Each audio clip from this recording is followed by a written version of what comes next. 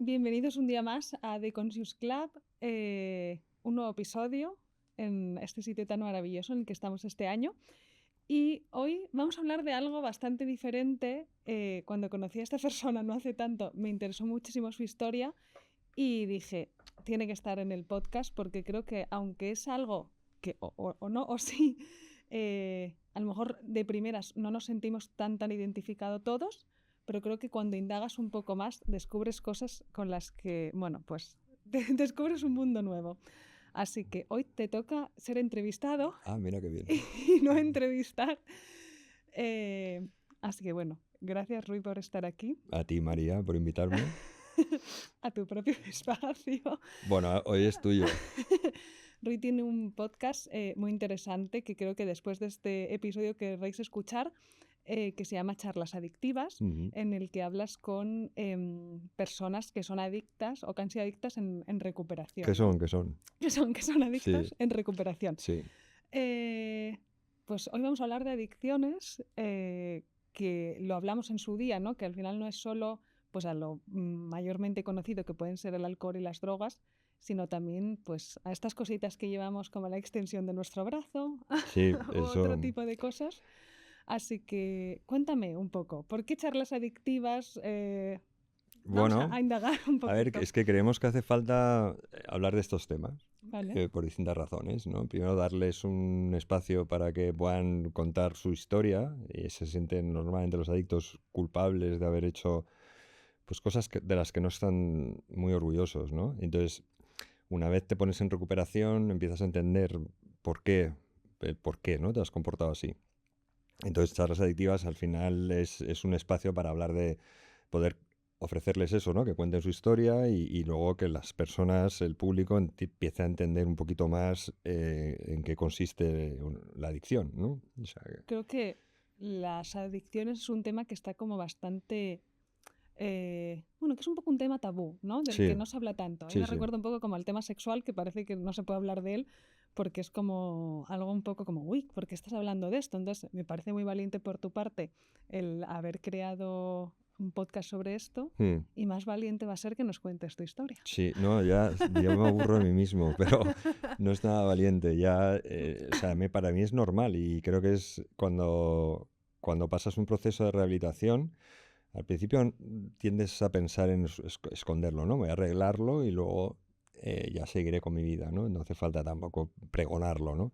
Pero luego cuando pasa un tiempo te das cuenta que, oye, que requiere un esfuerzo, que no has hecho nada realmente, no mal, porque sí eres responsable, ¿no? De las cosas que haces, pero es que estás condicionado, ¿no? No se puede dejar de consumir.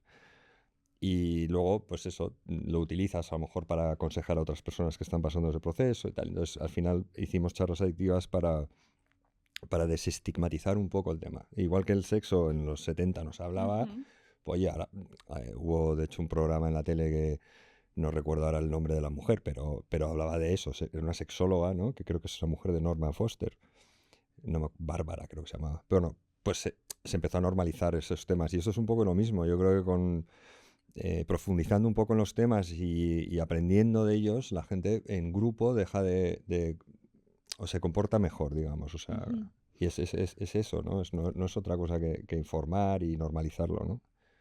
O sea, si me pudieras explicar como de la forma más, como para hacerme un poco, ¿qué es ser adicto o qué es Mm. una adicción?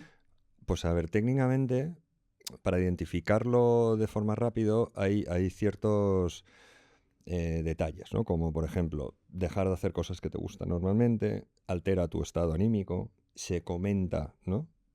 En tu entorno que estás comportándote de una forma diferente y en el fondo haces algo más de lo que quieres. Esos serían como puntos claros para identificarlo, ¿no? Pero es una pregunta, es muy buena pregunta porque es muy amplio la Ujú. definición. Entonces, hay personas que creen que, no sé, tomarse 2 cervezas todos los días no es una adicción, cuando realmente se ha visto ahora que sí que lo es, ¿no? Es una llama. Hay personas que te dicen que el deporte, ¿no? Puede llegar a ser una adicción. Entonces, digamos, hay muchas formas de explicarlo. Y yo creo que si haces algo más de la cuenta o que acabas haciendo una actividad más veces de lo que te gustaría, aunque sean beneficiosas, digamos, como el Ujú. deporte o trabajar o incluso ayudar a los demás, ¿no? Que puede ser algo que en un principio no tiene por qué llamar la atención como una adicción. Si tú crees que estás haciéndolo en exceso, bueno, es difícil, ¿eh? No es nada fácil. Hay médicos que te pueden decir, oye, eso no es para tanto. Y de hecho en España es el mayor consumidor de benzodiazepinas y sedantes del mundo, 117 veces más que en Alemania, per cápita. Para que te hagas, eso lo digo poco como un ejemplo de que los médicos te dan medicación que es Ujú. adictiva, ¿no? Las benzodiazepinas, con mucha facilidad, ¿no? Entonces, bueno, si un médico te da eso, pues imagínate, ¿no? La percepción que tiene de lo que es la adicción. No todos, ¿no? Pero bueno, debe haber muchos que lo piensen así para que te lo den así de fácil, ¿no? Entonces, no sé si te he contestado, pero es que es difícil, ¿eh? Sí, que es muy Llevo... amplio el espectro y Sí, luego creo que además hay como una línea muy fina en lo que tú puedes considerar a lo que eres adicto, ¿no? Y en el momento también en el que, para mí, como en todas estas cosas, lo más complicado es llegar a reconocer que eres un adicto. sí, ese es el primer paso. Claro, o sea, creo Eso que es es lo más complicado. complicado. Yo justo lo hablábamos antes, el hecho de que, y yo lo cuento como abiertamente, mi madre es adicta a la dormidina, ¿no? O sea, Desde hace adicción muchos absoluta. años. Sí, para dormir necesita tomarse una pastilla. Efectivamente, desde hace 20 años mi madre toma dormidina todas las noches Mm. para dormir y, sí, y no duerme, que es lo peor. O Y sea, no le funciona, no ¿eh? le funciona. Pero si no se la toma, ella piensa que duerme peor y sigue durmiendo, yo creo que con perdón, la misma mierda. Y, y al final, era lo que te decía, o sea, creo que estamos un poco como englobándolas. Cuando tú piensas en un adicto, piensas en alguien que o consume alcohol o consume drogas, Mm, pero en este caso mi madre es adicta. Y yo conozco personas que son adictas al móvil y no tiene nada que mm, ver, ¿no? Entonces, eh, cuando llegas a la conclusión, como mi madre, que llegó a la conclusión hace unos años, que necesitaba dejar esto porque al final era adicta a la dormidina y no sabía gestionar porque, joder, dormir es algo como muy, o sea, que es súper necesario para mm, nuestra salud. De hecho, es mm, una herramienta poderosísima y creo que quizá una de las más infravaloradas mm. hasta que dejas de dormir y dices, Te das wow, cuenta, ¿no? qué De lo metido marrón es importante. este. Em, Cuéntame un poco, yo que ¿Tú quieres he saber? puesto a mi madre sobre la palestra, Ya, perdón mamá. pobre. Em, Cuéntanos tu historia, porque tú creas Charlas Adictiva y el proyecto que tienes que ayudas a personas en recuperación, Mm, porque tú has sido adicto. sí, sí. Entonces, No, yo soy adicto. o eres adicto. Claro, ¿ves? Esta terminología que realmente Mm. la gente que a lo mejor no estamos como muy metidas en este tema, tampoco sabes cómo definirlo o cómo tal. A ver, lo de los teléfonos que has comentado es interesante porque... Se me está yendo por las ramas, ¿no? no, ahora os cuento todo lo que queréis saber. Pero los teléfonos han, Sí. digamos, demostrado Ujú. que es una condición humana, que no son... Antes se creía que un 10, un poquito menos, yo creo que es un poquito más, pero bueno, más el 15 que el 10, de personas acaban desarrollando una adicción a nivel mundial, ¿eh? Y eso es un montón de gente. Pero sí, como dices, se manifestaba, digamos, con el alcohol sobre todo y con las sustancias, ¿no? En menor medida. Pero ahora, ¿qué pasa? Que ahora todo Dios tiene un teléfono, Claro. smartphone. Y se ha visto, se ve, que si se lo das a un niño es que se lo tienes que quitar. Porque ya no es que no juega al fútbol o monte en bici, es que no come. Ujú. ¿Entiendes? Está pensado para eso. Hay un concepto que es muy interesante que se llama economía de la atención, que Ujú. es un número casi fijo, fluctúa muy poquito, que las 5 o 10 empresas más grandes del mundo que pelean por esa economía, o sea, el número es la cantidad de horas al día disponibles de atención que la población tiene disponible. O sea, Ujú. pues las horas que estés despierto, Sí. por el número de población, pues hay un número, ¿no? Y entonces los 4 o 5 empresas de redes sociales en el mundo pelean por eso. ¿Y cómo consiguen obtener más que el de al lado? Pues teniendo a los ingenieros mejores del mundo y a neurólogos y a sociólogos desarrollando productos para que la gente se quede pegada a la pantalla, ¿no? Entonces, hay que verlo así. Y funcionan, bueno, pues funcionan. Si, es lo que te decía, si se lo das a un niño, se lo tienes que quitar, ¿no? Entonces estamos todos un poco expuestos a eso. Y lo que ha manifestado es que es una condición humana, que nosotros, el cerebro busca sentirse bien. Y si tú le enseñas de una forma a sentirse bien, pues busca repetirlo. Porque al final, claro, esta adicción, ahora que hablamos del teléfono, que creo que probablemente sea la adicción más grande ahora mismo, entre todos a menor o a mayor escala, claro, lo que te genera al final es esta dopamina que necesitas más y más y más. Sí, Y ya no solo es el teléfono, al final son las redes sociales, sí, sí, ¿no? Porque yo sí. siempre pienso, el otro día me preguntaba mi suegra y me decía, si tú no trabajaras con el móvil, ¿cómo utilizaréis tanto el teléfono? Y yo le decía, bueno, es que para mí sería maravilloso poder tener un móvil sin internet, ¿no? Sin acceso a redes sociales, que al final es lo que tú hace que necesites el teléfono, no el teléfono como tal, no el dispositivo. Y es fuerte pensar que hay personas conscientemente que se encargan o que su trabajo es generar adicción a otras personas. Sí, O sea, sí. es un tema Bueno, es que es muy muy rentable. fuerte. Exacto. Bueno, ahora que lo dices, hace poco vi un producto que se llama Brick, como un ladrillo en inglés, Ujú. y hasta ahora yo en nuestro programa lo presentamos, tenemos un colaborador que es un móvil analógico, ¿no? Soltar el smartphone y pasarte a un analógico es complejo, o sea, hay que dar un paso y te sientes aislado y demás. Pero estos tíos, los de Brick, han inventado un dispositivo que tú, digamos, tienes dos teléfonos en un smartphone. Tienes el smartphone normal y luego puedes programar, una vez acerques el Brick al teléfono, Sí. lo que quieres tener en el smartphone. Entonces, digamos que le pones, o sea, acercas el brick, pum, y se te pone o sea, el teléfono deja de tener todas las aplicaciones que te gustaría. Entonces, digamos que lo bloquea. Y el brick lo interesante es que lo dejas en casa y te vas a la calle. Y entonces no puedes desbloquearlo Desbloquearlo, claro. hasta que estás otra vez con el brick, ¿no? A mí me parece una idea buenísima. Y bueno, acabo de empezar a verlo, ¿no? Pero creo que es interesante porque digamos que lo puedes programar temporalmente, ¿no? O sea, te vas, yo qué sé, a hacer recados o un sábado por la mañana, pues haces el brick y lo dejas en casa o en la oficina, Ujú. ¿sabes? Solamente las horas de oficina tienes el brick ahí. Puedes o sea, bloquearlo estando sin el brick, pero necesitas el brick para volver al smartphone. Yo creo que es una idea interesante y bueno, ojalá funcione. Eso está bien porque yo sí que es cierto que tengo en el móvil para mi paz y mi salud mental Los, límite de sí, tiempo de uso de pero lo puedes aplicaciones, pero lo quitar. puedes quitar cuando te dé la Claro, gana, ¿no? es que esto da ese paso más que Claro, necesitas un dispositivo para... para quitar la claro, restricción. sí, Exacto. Y sí que es cierto que al final yo también miro mucho el tiempo de uso para intentar como mejorar mi para media, controlarte. pero es No, muy pero es que es, complicado. claro, y eso tú que tienes, no sé, no te voy a decir la edad que tengas, pero imagínate un niño de 10 años. Es que a mí me parece una locura. Es O sea, imposible. yo sí que es cierto que por pues, casualidades de la vida tengo cerca personas que pueden tener como edades adolescentes y al final eh, digo, madre mía, es que todos los niños a día de hoy están Mm, enganchados al teléfono, mm. a TikTok, a Instagram y al final es que, joder, es que es una adicción muy mala. Bueno, a mí, o sea, aparte de que es un temazo y podríamos hablar mucho de ello, pero a mí lo que me parece interesante, sobre todo para hablar lo del principio, es que ha demostrado que somos casi todos, es que porque hay un porcentaje muy pequeño que se ha demostrado que realmente, que aunque consuman sustancias muy adictivas, no parece que se enganchen. Bueno, ahí lo dejo, pero en general la mayoría de gente le das un teléfono y, oye, es esas 6 horas, ¿no?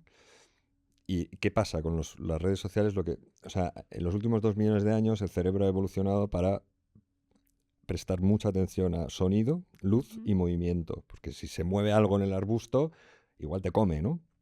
Entonces el cerebro, en el momento que hay movimiento, luz y sonido, ¡pum!, deja de prestar atención a todo lo demás, señales de hambre, sueño, cansancio, lo que sea, y presta atención a eso, ¿no? Entonces eso es lo que es una red social. Si te fijas, son cada 30 segundos o 60 segundos cambias de imagen y cambias de historia, ¿no? Y así te puedes quedar horas, ¿no? Bueno, pues eso es lo que me parece muy interesante, que tenemos, digamos, un preprograma en el cerebral que es proclive a desarrollar una adicción. Con el alcohol y las drogas se ha visto que éramos un porcentaje más pequeño. Pero no a todo el mundo le gusta el alcohol, es Ujú. bastante hostil frente a lo que, o sea, que tienes que acostumbrarte, es un veneno bastante fuerte.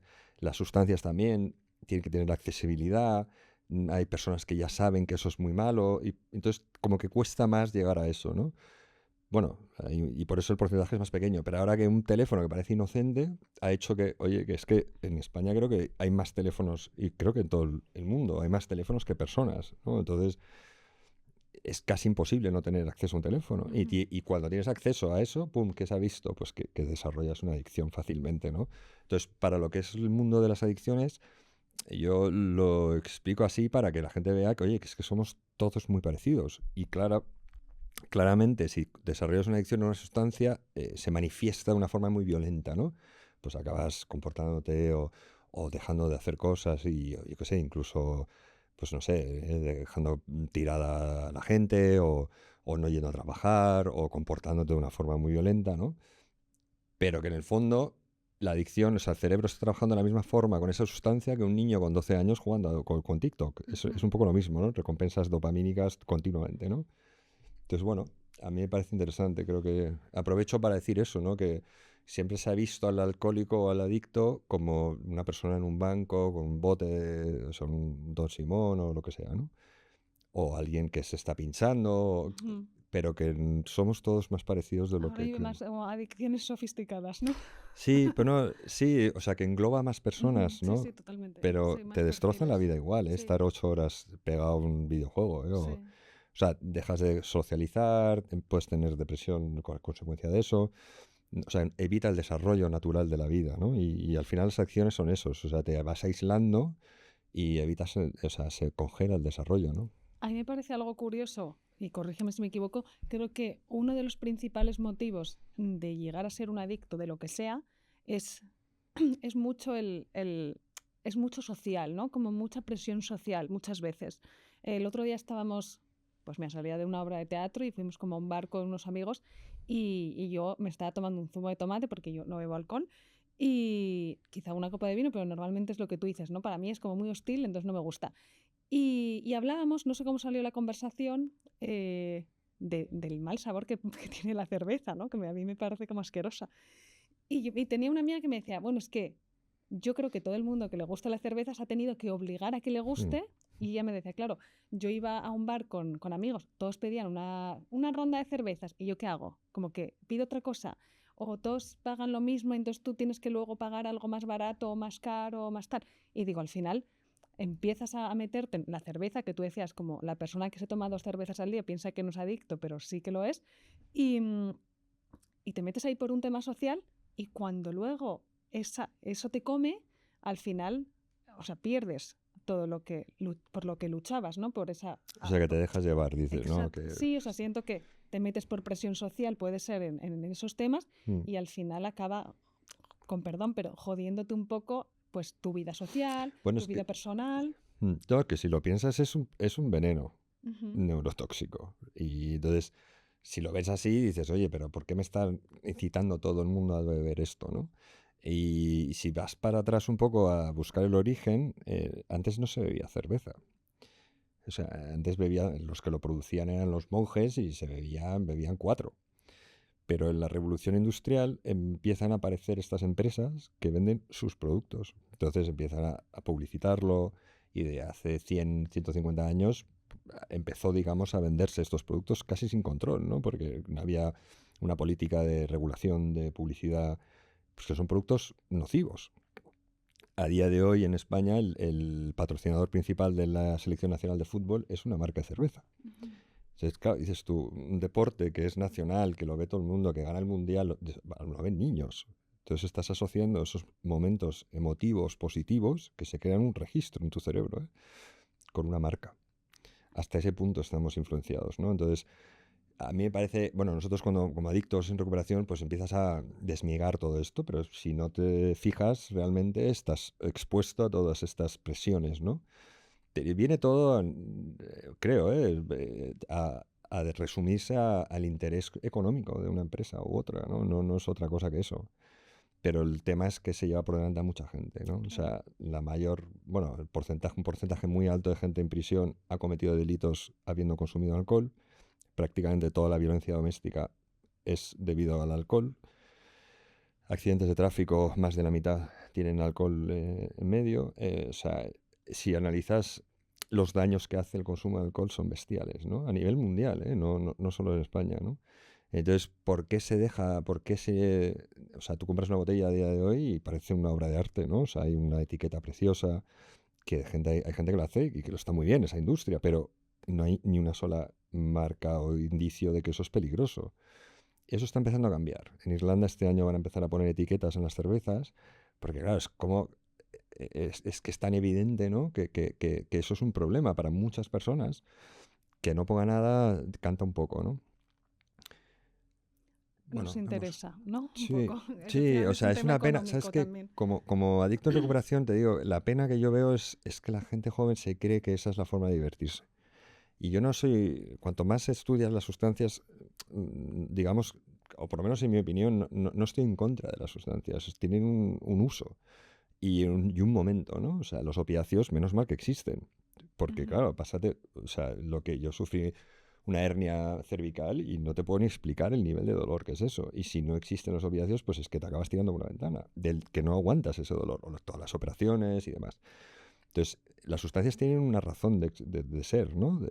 Pero el consumo indiscriminado, expuesto, o sea, por la exposición a marcas que venden sus productos, con las consecuencias que eso tiene, me parece una bestialidad, ¿no? Entonces, y es lo que te decía antes al principio, que es una pena que la gente joven se crea que hacerse mayor forma parte, o sea, forma parte de tu vida el consumir constantemente, ¿no? En mayor o menor grado, ¿no? Yo creo que, bueno, todos hemos pasado por la edad esta como de 15, 16, 17, Mm. que parece que estás queriendo llegar a los 18 para beber alcohol, ¿no? Sí, bueno, y en Y España ahora ya, el obviamente ya inicio, la gente empieza a beber pero con eso tú 12 y que con eres 13. muy Yo que soy responsable. súper responsable. Sí, No pero es bebía que, hasta los 18.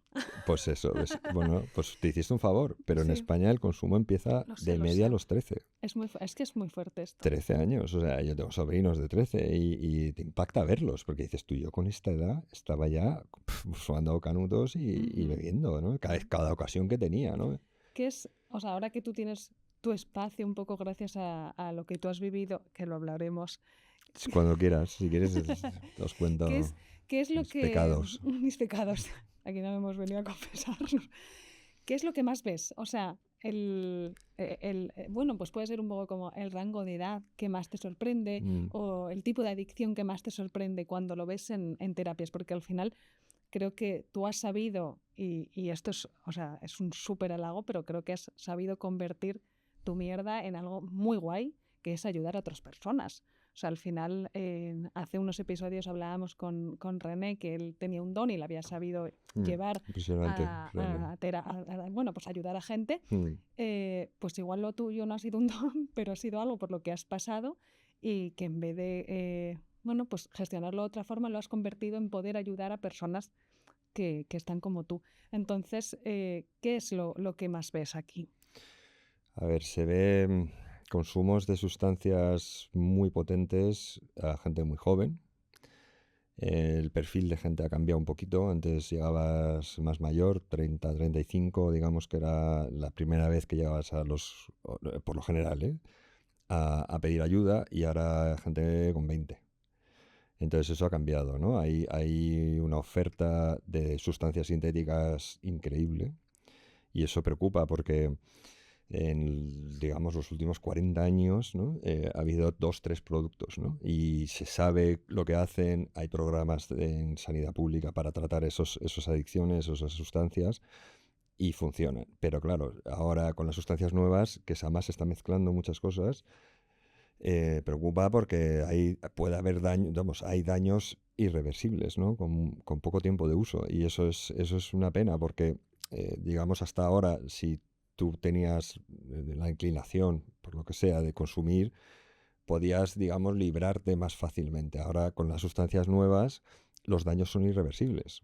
Entonces, están viendo algunos casos, por primera vez en la historia de la psiquiatría, de demencia senil, por ejemplo, menores de 30, Alzheimer y Parkinson, que son enfermedades que siempre se han visto con avanzada edad, ¿no? Entonces ver a gente con menos de 30 con eso, o sea, yo no soy médico, pero parece ser, todo indica que es por el consumo de estas sustancias tan fuertes, ¿no?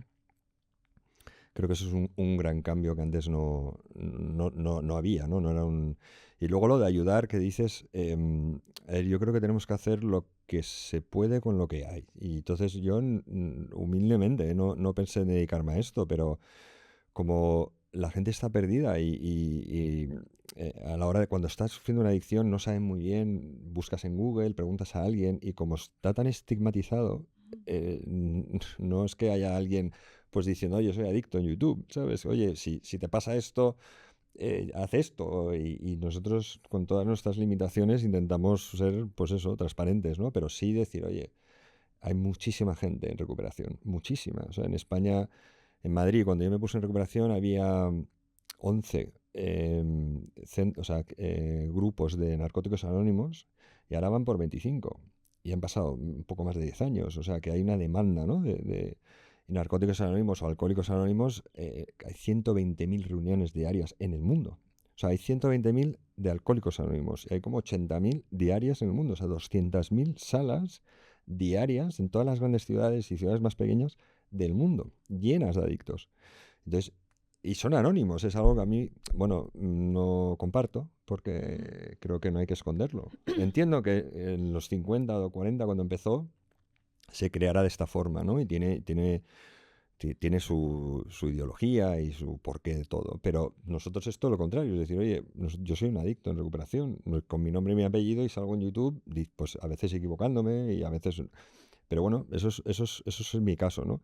Y yo creo que la gente que ha venido a mi programa es lo que realmente es valioso para el programa, porque yo puedo moderar mejor o peor, pero es que yo quiero sacar a 100 personas como tú y como yo en que se vean los perfiles y que digan, oye, que es que esta tía sufrió una adicción en un momento de su vida, luego lleva X tiempo sin consumir y mira lo que te cuenta, ¿no? Esa forma de enseñar a los demás, primero, intentar prevenir para que la gente joven no se coma el murazo que nos comimos nosotros, porque duele mucho pasar por eso.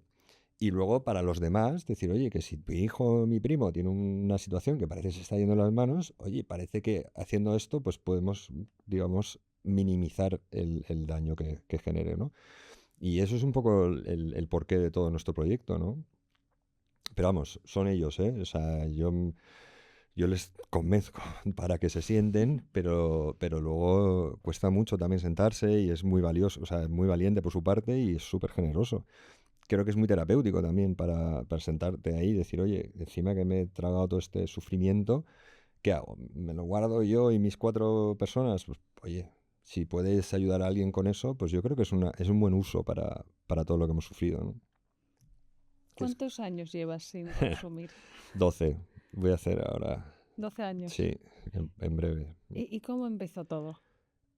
Pues mira, yo consumí un poco parecido, no, todo muy original, o sea, no muy original, muy, digamos, siguiendo la media, ¿no? En España, en mi época, o sea, con 13, 14 empecé a fumar cannabis y eso se me quedó grabado, ¿no? O sea, entonces ya me tiré fumando todo lo que pude, siendo muy funcional, ¿eh? No te creas, haciendo deportes, luego carreras, trabajos, o sea, todo bastante... Y eso con el alcohol, y me llevó hasta los 18, alguna cosa así, 17, 18, que probé éxtasis, ¿no? Que fue, digamos, la primera sustancia que marca una diferencia, ¿no? Y bueno, aprovecho para decir que cannabis, aunque esto puede generar bastante debate, sí que es una puerta, lo que llaman en los ingleses es un gateway, ¿no? O sea, es una droga. ¿Por qué? Porque tiene una explicación. Cuando tú toleras una sustancia, el cuerpo tiene ese registro. Dice, oye, ya, de hecho he tenido una experiencia relativamente positiva, ¿no? O sea, oye, me he reído, wow, he notado cosas, ¿no? Y cuando toleras eso, ya abres la puerta a, oye, si he tolerado esto, pues puedo tolerar estas otras, ¿no? Te puede llevar tiempo, a mí me llevó tiempo, pero una vez tienes esa mentalidad de, oye, si he probado esto y he tenido un resultado positivo, pues ¿por qué no va a pasar con estas otras cosas, ¿no? Y luego, pues bueno, una droga lleva a otra y de repente hubo un momento que fue, que más da cualquier droga, ¿no? Y eso llevó a tener, bueno, algunas salidas de tono que podían ser indicativos de tener un problema, y de repente pues yo desaparecer un día y medio, vamos, tampoco daba la impresión de tener un problema. Es que es impresionante, pero no lo ves así, ¿eh? Cuando estás en consumo, dices, bueno, pues yo toleraba muy bien el alcohol y toleraba muy bien las sustancias, entonces tampoco... Lo que pasa es que se va como agrandando eso, cada vez el pozo es más grande, por decirlo de alguna forma, y de repente llega un momento muy difícil a nivel emocional de mi vida Y entonces fue como que mi cabeza dijo, bueno, pues es que lo único que quiero es consumir. Y además que me dejen en paz, ¿no? Porque ya la gente empieza a decirte, oye, tío. Y entonces aparté a todo el mundo que tenía cerca y que era gente estupenda y que me quería para estar, pues al principio con gente que consume, como tú, pues un martes a las 10 de la mañana en casa de gente, hay gente que está en el mismo plan que tú, no van a ir a trabajar a ningún sitio, por lo general no tienen familias y lo que hacen es consumir todos juntos, ¿no? Entonces, más o menos que te rodeas de gente que consume y, y bueno, eso siguió durante mucho tiempo, digamos, a lo mejor 3 años, una cosa así. Seguía trabajando, ¿eh? Y llegó un momento que dejé de trabajar incluso, ¿no? Porque no podía, ya no, y es que no podía hacer otra cosa y lo único que quería era estar consumiendo. Y de hecho me pasé 6 meses consumiendo todo el rato que estuve despierto, o sea, todo el rato. Y me despertaba con temblores y entonces bajaba a un bar, me pedía, pues no sé, 6, 7, 8 cervezas, ¿no? Dobles para desayunar y ya cuando consumía eso, pues ya me empezaba a encontrar un poquito mejor. Ya no podía comer, pues no dormías, o sea, no comes, no duermes, te desmayas. Yo me desmayaba a los 3, 4 días de consumo, bueno, de todo tipo de escenas, ¿no? De llegar a despertarme en mi casa, en el suelo, vestido, con la puerta abierta y las llaves puestas, ¿no? O sea, como que había conseguido, pues como si me tiran ahí, ¿no? Había llegado a mi casa, ¿no? Y es que no di ni un paso más, o sea, despertarme con todo el cuerpo, con dolores de golpes, quemaduras, y ni con esas ves que tienes que parar, ¿no? Entonces lo único que quieres es volver a consumir, porque es el momento en el que te enfrentas a la realidad de decir, Dios mío, qué vida tengo, ¿no? Todo mi entorno está preocupadísimo, tengo 80 llamadas perdidas, me he gastado mucho dinero que no debería y por supuesto no estoy haciendo nada con mi vida menos consumir. Entonces es que es que es difícil de explicar, no es miedo, a lo mejor es como sí, es un malestar tan heavy que lo único que te hace estar medio bien es bajar a un bar rápido y pedirte 20 botellines, ¿no? Y claro, una vez ya estás otra vez en esas, pues dices, bueno, pues ahora entre que aguanto otros 2, 3 días, ¿no? Y ya más si consumes lo que haya. Yo consumía pues lo que hubiera, ¿no? O sea, sobre todo cocaína y M y de todo. Había pues, metanfetamina y bueno, lo que hubiera. Y lo que es, o sea, lo que es heavy yo creo es que realmente estás queriendo parar, ¿no? O sea, no tienes la capacidad de pensar que puedes parar y quieres que eso se acabe. Entonces, yo no tenía, no sé, no podía ni pensar en pues, en quitarme la vida ni cosas así, pero estás deseando que eso pare. Y entonces yo, de una forma no muy transparente, ¿no? Quería morirme, pero no tenía el valor de quitarme la vida. Entonces yo pensaba, bueno, pues voy a consumir y a lo mejor tengo un paro cardíaco, ¿no? Con suerte y dura poco y se acaba, ¿no? Piensas en la gente que tienes en tu entorno, que estás haciéndole mucho daño, y es que no ves que vaya a parar eso nunca. No concibes que puedas estar bien, ¿no? Y entonces estuve consumiendo 6 meses todo lo que pude pensando, por favor, que me dé algo, ¿no? Que me muera. Y de hecho casi lo consigo, ¿no? O sea, llegó un momento que casi me muero. Una mañana después de muchos días acabé teniendo una situación muy trágica. Bueno, trágica. Trágica hubiera sido morirme, yo creo, pero noté que me moría. Y no sé qué pasó realmente, pero de verdad pensé que me estaba muriendo. Y cuando, vamos, noté que perdí la conciencia, y cuando volví de eso, de ese momento, que era inconcebible, porque o sea, yo ya había hecho todo lo posible para morirme, lo primero que pensé fue, oye, voy a hacer cualquier cosa menos acabar con 35 años muriéndome solo. Ya no veía a nadie, o sea, me iba solo por todo Madrid durante días, ¿no? O sea, de casas en casas o con gente, me iba a montar un coche y me iba a cualquier lado y entonces, claro, pensé cualquier cosa, ¿sabes? Cualquier cosa menos esto, ¿no? Y automáticamente, para que veas cómo funciona la cabeza de un adicto en consumo, lo primero que me invadió fue como un miedo terrorífico, porque dije, es que esto supone dejar de consumir. Y para que la gente entienda también, o sea, nosotros necesitamos sentirnos bien, ¿no? O sea, el ser humano. Y buscamos cosas, nos acostumbramos a hacer cosas que nos hacen sentir bien. Bueno, pues lo único que te hace sentir bien es el consumo. Y todo lo demás, cuando no estás consumiendo, o sea, es como el mayor malestar que te puedas imaginar. Entonces, saber que te vas a quitar esa fuente de bienestar, que es lo único que te hace sentir bien, o no mal, digamos, porque llega un momento que es estar increíblemente mal y decir, oye, es que esto ya no va a ser, yo no puedo hacer esto más. Y entonces me tengo que enfrentar a esto. Y eso o sea, es que es indescriptible. O sea, por eso da miedo, por eso la gente le cuesta mucho dar ese paso, ¿no? Por eso muchas veces a los centros les llevan arrastrando, porque es que es dejar la única opción que te hace sentir bien y enfrentarte a algo que realmente es durísimo. O sea, es decir, uff, esto no sé yo si lo voy a aguantar, ¿no?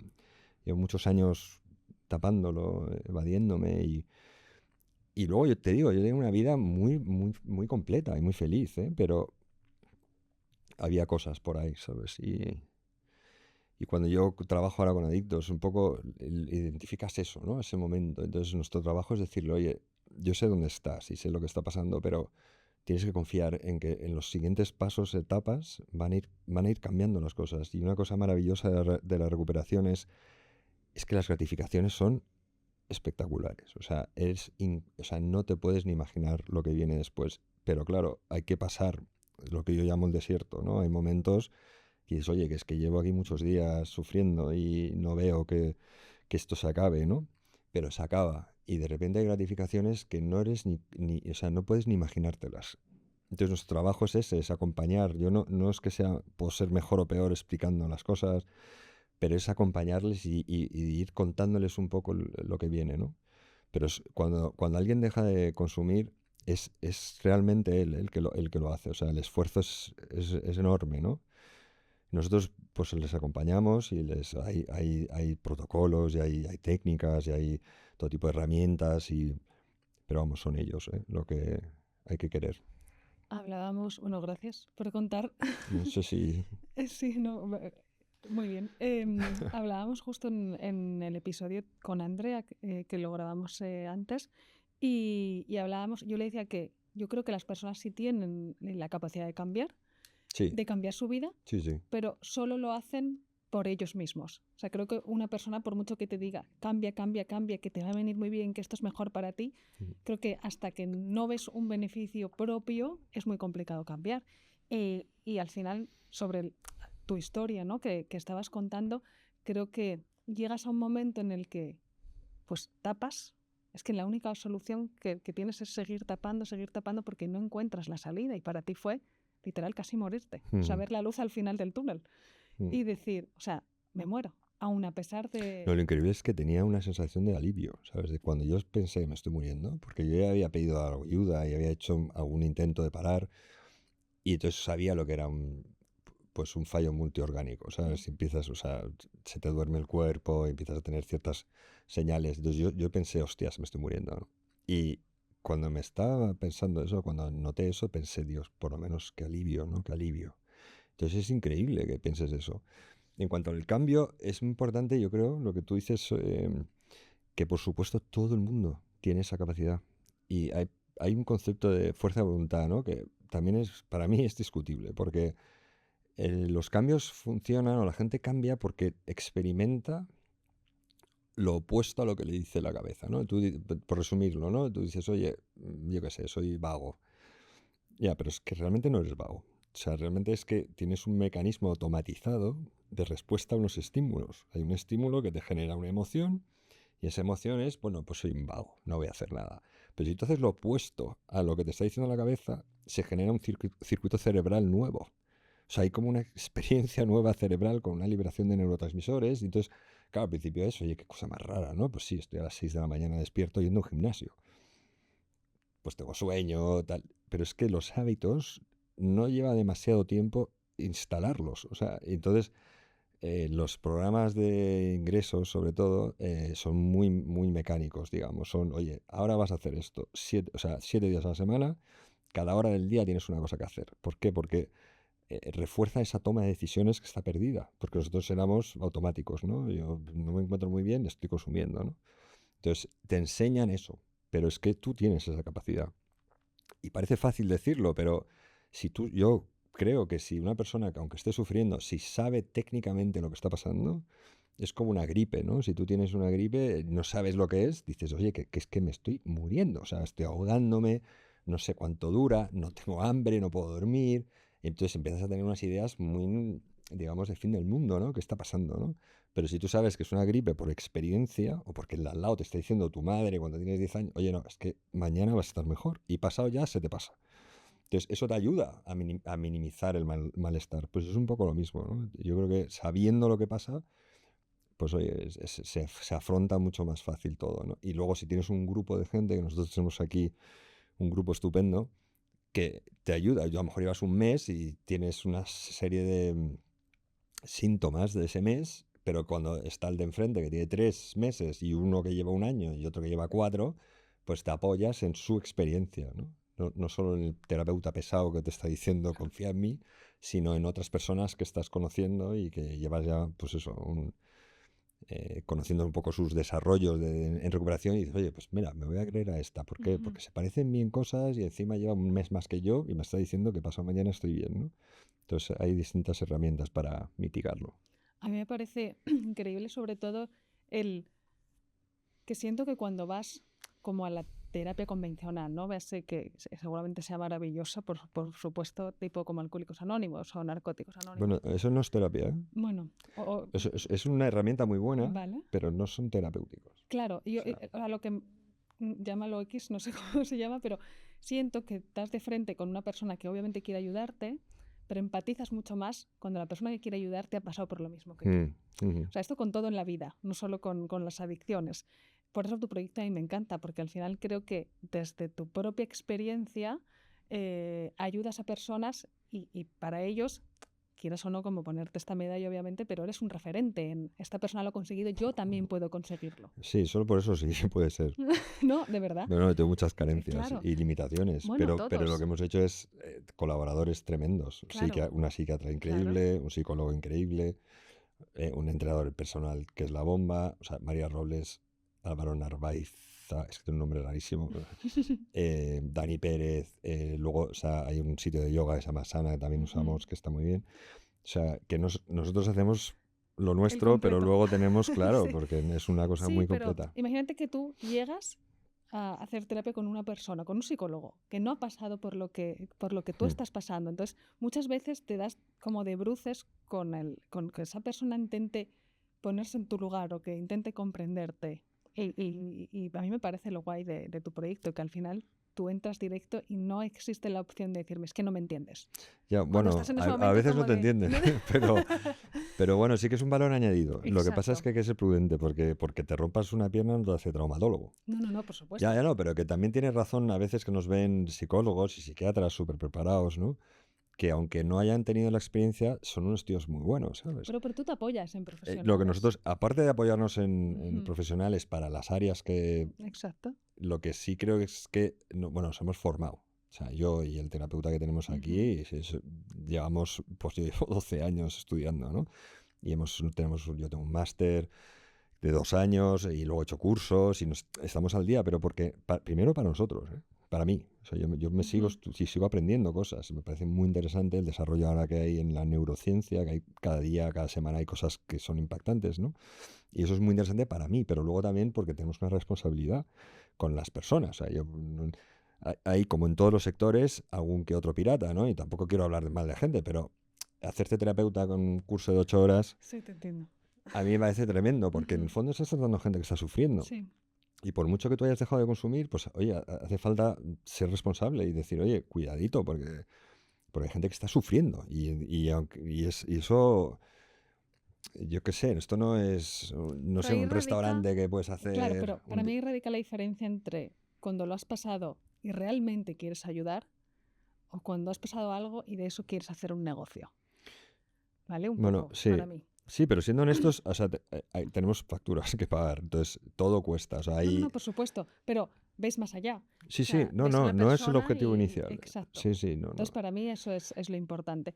Si tuvieras que contarme de forma como muy sencilla cuáles son las fases de recuperación para una adicción. Entiendo que no sé si cada una lleva un Bueno, lo primero es proceso lo que has o dicho al principio, darte cuenta de que eres adicto, es ¿no? reconocerlo. Es que eso es Porque, complicadísimo. bueno, una cosa es estar en una fase precontemplativa, ¿no? Oye, sí, pues hay gente que deja de esto, ¿no? Yo ni lo contemplo. Y luego eso pasas a una fase contemplativa. Oye, estoy viviendo un poco de más. Porque otra cosa que me parece muy interesante es que no tienes que acabar destrozado. Que a lo mejor estás viviendo un poco mucho, ¿sabes? O sea, un poco demasiado, quiero decir. Entonces, puedes reducir eso, porque con la edad también cada vez hace más daño. Entonces, a lo mejor tú eres muy funcional y tienes una empresa estupenda y tienes todo en su sitio, pero sabes que estás viviendo de más. Pues oye, a lo mejor hay que meterle un poco mano a eso. Y decir, oye, mejorar eso. Es como si te pones a entrenar con 40 por primera vez en tu vida, pues porque quieres estar más en forma, porque sabes que haciendo pesas, pues bueno, vas a prolongar un poco pues que tu músculo y tal, o tu musculatura. Pero porque sabes que eso te puede llevar a una vida más longeva, ¿no? Sana.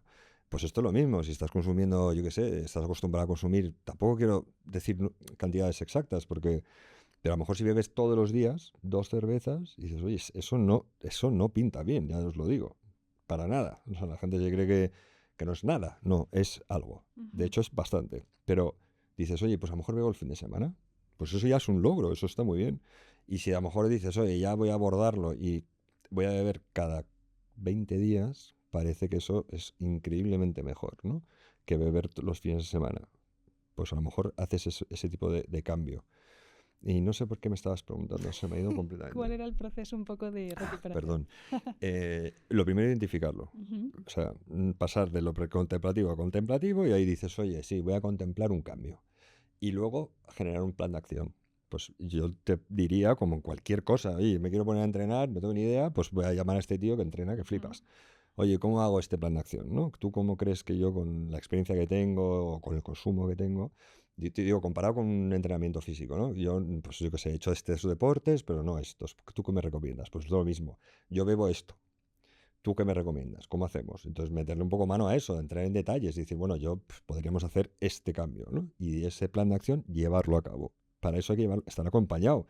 Muy parecido a un entrenador físico, ¿no? Decir, oye, ¿cómo cambio mi hábito de no entrenar en mi vida a de repente entrenar 6 días o 3 días a la semana, que luego son 5, que luego son 6? Pues con un acompañamiento profesional y listo. Y luego, cuando ya no hace falta el entrenador, pues ya quedas con otra gente que entrena, o a lo mejor entrenas con tu mujer, o lo que sea, ¿no? Entonces ya tu vida forma parte de ese entrenamiento. Por lo mismo con esto. Dejas de beber progresivamente hasta una cantidad que tú creas que no te hace tanto daño. Otra cosa que aprovecho a decir, cuando tú te pasas suficiente tiempo sin consumir, los beneficios son tan claros que luego eres mucho más selectivo.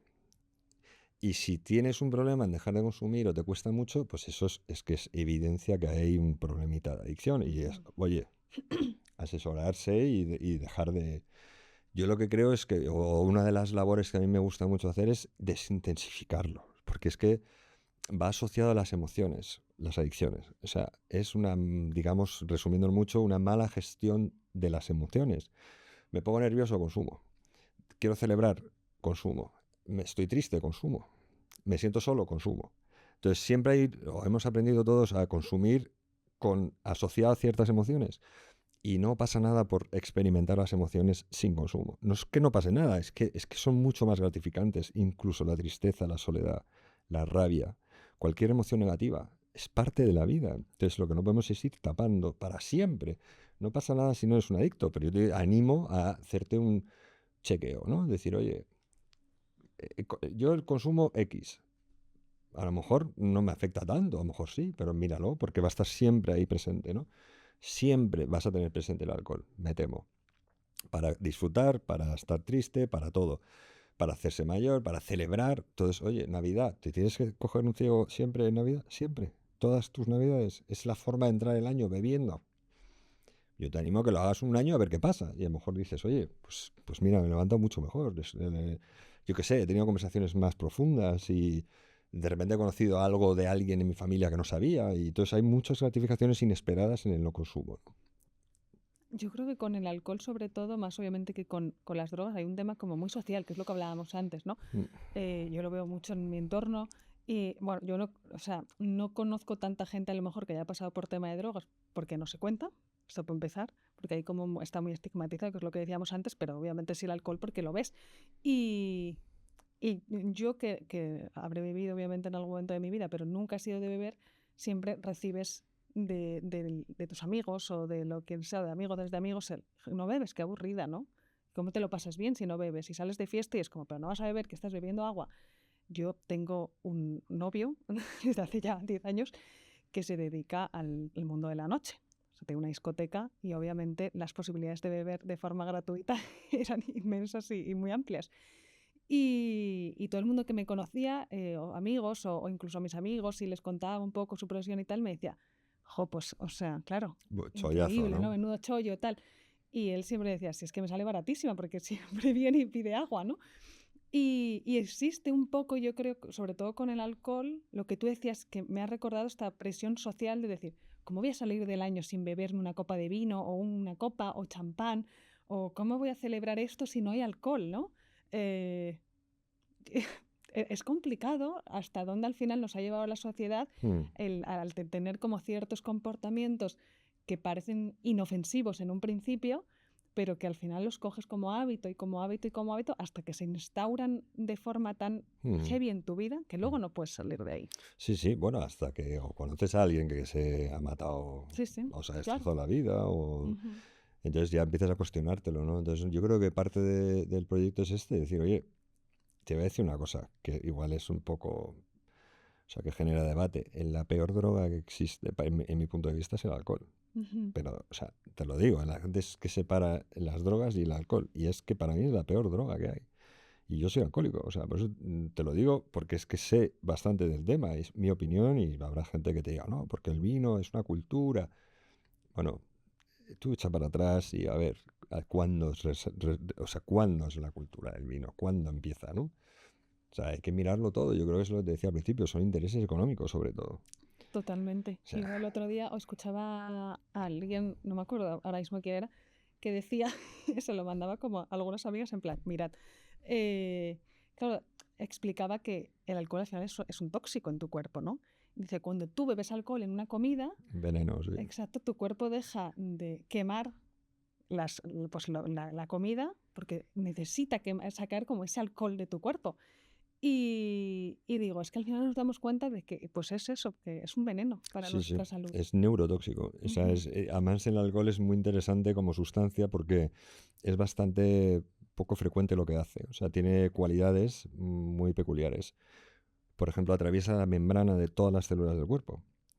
Eso no lo hacen otras sustancias. Entonces, digamos que hace destrozos allá por donde pasa. Genera, o sea, el etanol, la molécula de una botella de vino carísimo, es exactamente la misma que la que hay en tu coche, en la gasolina de tu coche. La molécula es la misma. O sea, para que te hagas una idea, ¿no? Una Dices cosa, tú, después estoy así que la sí, copa no, está de vino puntual. sí, no, no, no, tampoco hay que... es que yo creo que hay que tomar decisiones basándose en información. Entonces, Ujú. yo he crecido con bebiendo alcohol, ¿eh? Y entonces dices, bueno, tampoco sea para tanto. Pero cuando empiezas a meterte a analizarlo, dices tú, ¿pero Profundidad. esto qué es? Ujú. ¿Por qué lo bebe tanta gente? Hombre, es un ansiolítico que funciona muy bien. En 8 minutos, cualquier problema que estés teniendo de repente se disipa, ¿no? Es un engranaje social bestial, ¿no? Tengo nervios, ¿por qué? Pues no sé cómo decirle a esta tía o a este tío, oye, vamos a tomar algo porque me gustas, nos tomamos una cervecita o dos y ya de repente me sale más fácil, ¿no? Ujú. Incluso con cosas laborales y, bueno, digamos que tiene una función tan marcada que se ha colado muy bien en el desarrollo social, ¿no? Pero ¿a costa de qué?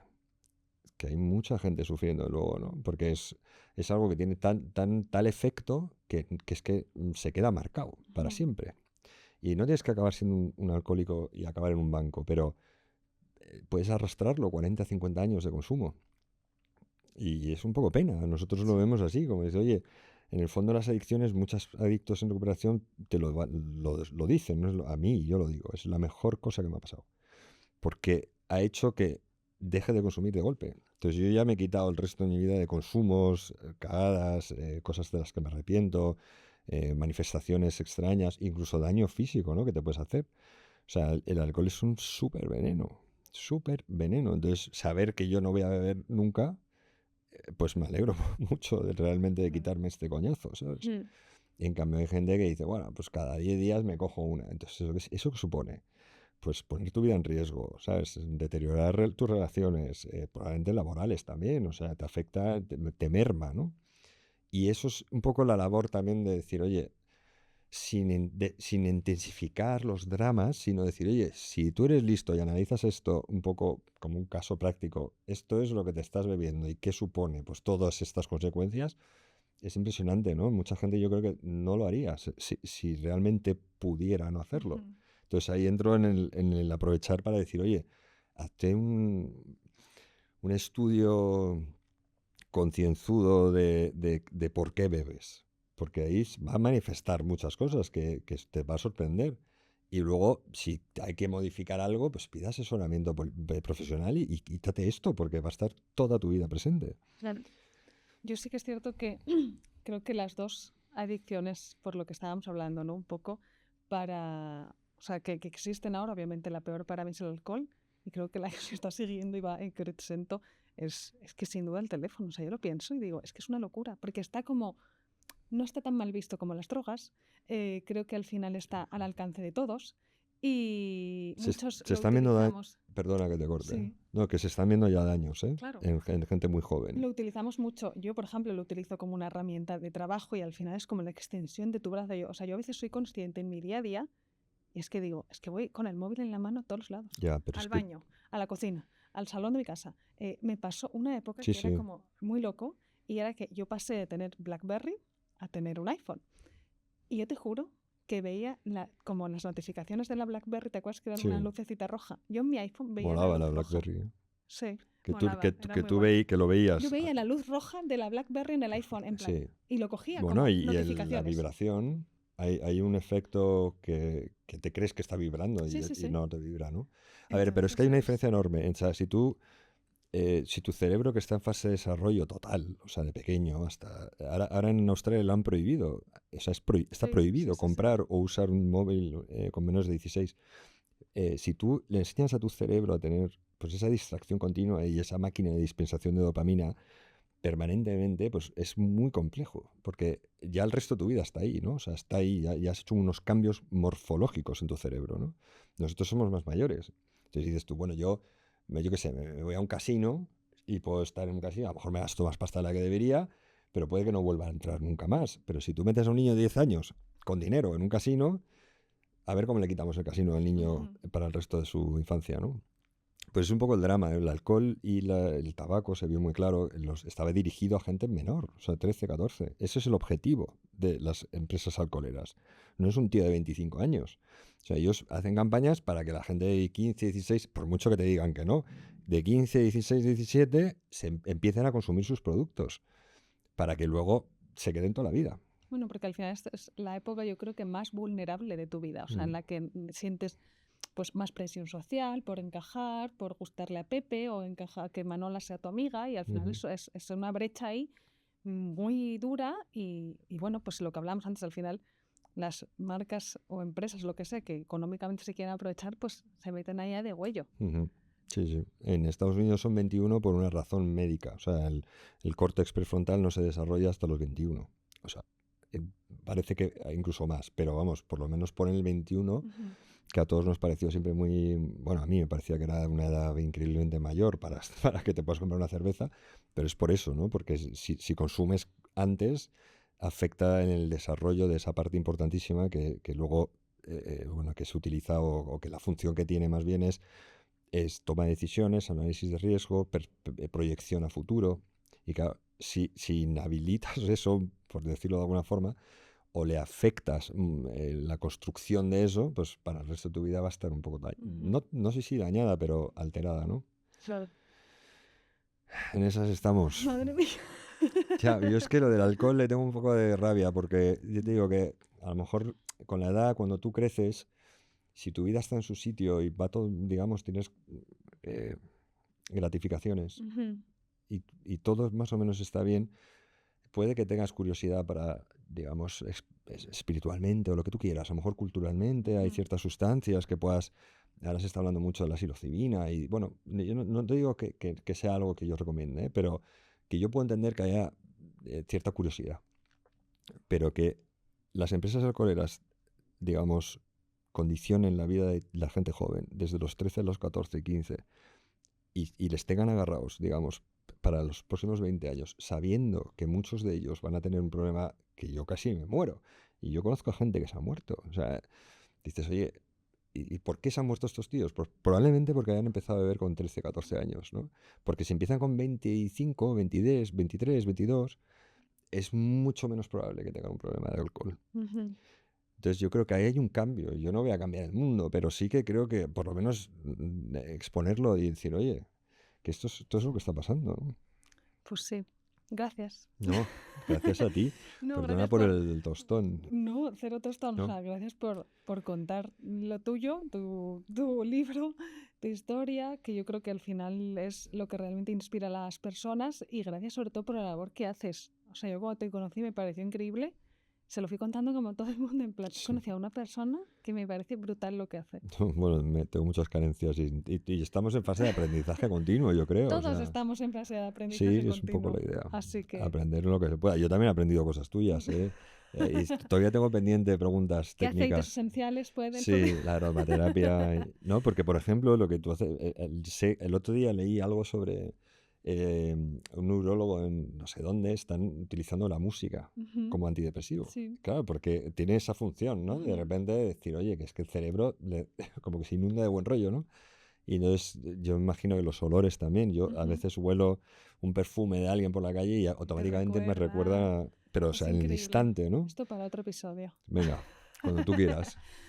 Pues muchísimas gracias, Rui, por sentarte aquí y charlar conmigo. Yo creo que es un episodio que va a gustar mucho y que sobre todo que va a ayudar y a Sobre todo es que no inspirar. miente, ¿eh? Este medio te ves los números, entonces Exacto. ya veremos, Sí, ya no, no. veremos. Total que sí, ya verás. Muchas gracias a Creo ti, que al María. final le pueda gustar a más o menos gente, pero que inspire. Yo siempre digo, mira, con lo que hago inspire y puedo ayudar a 2 personas, ya me Sí, vale. ayudáis mucho. Si es que hablando de Así estas que, cosas, yo creo que se cambia poco a ujú, poco el mundo. pues mil gracias. Gracias a ti. Y gracias a vosotros por escucharnos. Esperamos de verdad que este episodio os haya gustado, que os haya inspirado, ¿no? Como decíamos, os animamos también muchísimo a escuchar el podcast de Rui porque es muy guay. Y bueno, lo dejaremos por aquí porque tiene un canal de YouTube y es muy interesante, la verdad, como las personas que trae y lo que cuentan. Así que nada, nos vemos en el próximo episodio y gracias por escucharnos.